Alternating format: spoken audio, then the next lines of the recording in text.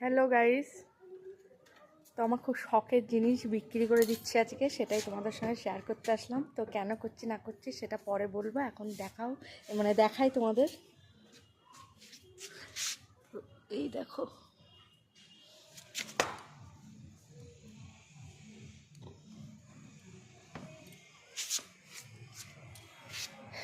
তো হচ্ছে টিভি।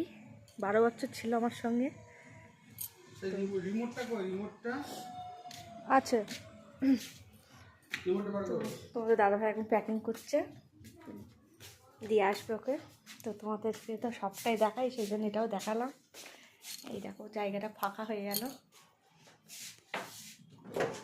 তো চলো, কেন বিক্রি করলাম সেটা তোমাদেরকে পরে জানাবো। মনটা খুব খারাপ।